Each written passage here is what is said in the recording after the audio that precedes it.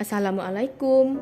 Baiklah, hari ini kita akan mempelajari materi tentang teks laporan hasil observasi. Pernahkah kamu mengamati objek di sekitarmu? Objek apakah yang kamu amati? Nah, proses pengamatan tersebut disebut observasi. Teks laporan hasil observasi merupakan laporan berisi penjabaran umum mengenai sesuatu yang didasarkan hasil pengamatan. Teks laporan hasil observasi mengemukakan fakta-fakta yang diperoleh melalui pengamatan.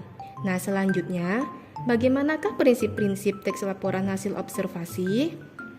Nah, mari kita cermati. Yang pertama, teks laporan hasil observasi harus memuat informasi yang lengkap. Yang kedua, teks laporan hasil observasi harus memuat informasi yang jelas. Ketiga, informasi dari teks laporan hasil observasi harus benar atau akurat.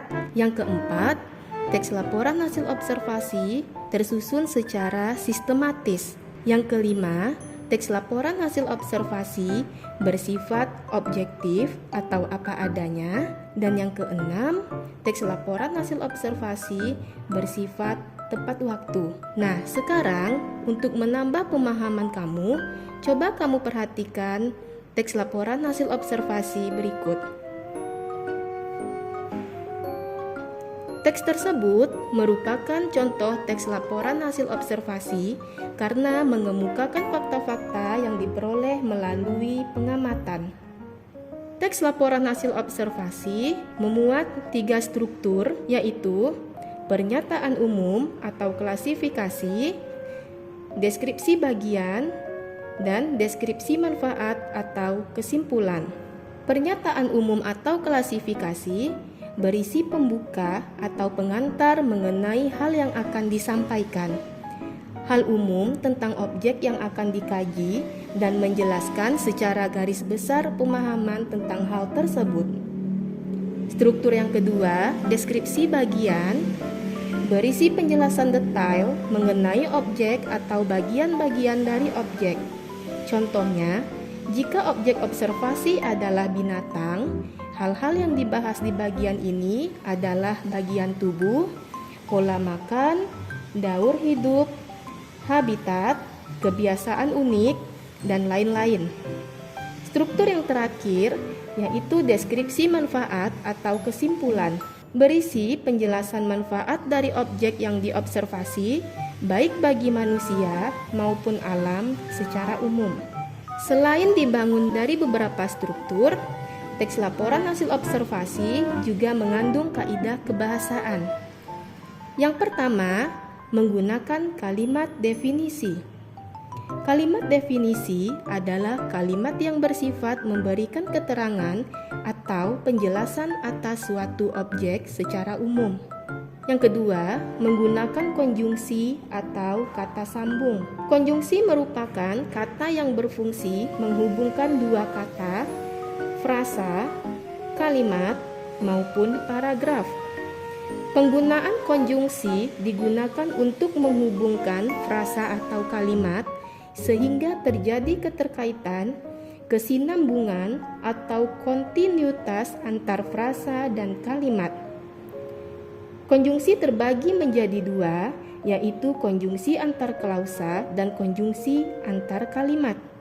Adapun contoh konjungsi antara lain agar, supaya, bahwa, dengan, sehingga, tanpa, dan lain sebagainya.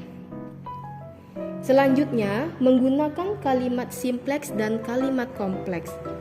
Kalimat simpleks adalah kalimat yang menggunakan satu verba dan menyatakan aksi atau peristiwa dan keadaan.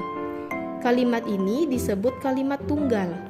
Sementara kalimat kompleks adalah kalimat yang menggunakan lebih dari satu verba. Kaidah kebahasaan teks laporan hasil observasi selanjutnya yaitu menggunakan sinonim dan antonim. Pasti kamu sudah tahu bukan pengertian sinonim? Sinonim merupakan persamaan kata dan antonim merupakan lawan kata. Yang terakhir, kaidah kebahasaan teks laporan hasil observasi terdapat data atau angka untuk memperjelas informasi. Untuk menambah pemahaman kamu, coba cermati analisis struktur dan kaidah kebahasaan teks laporan hasil observasi berikut ini.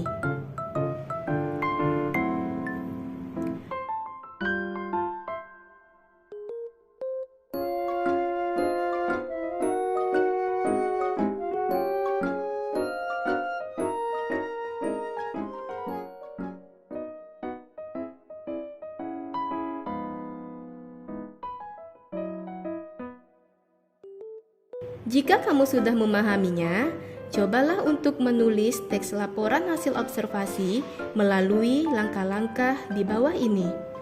Yang pertama, menentukan tema kegiatan observasi.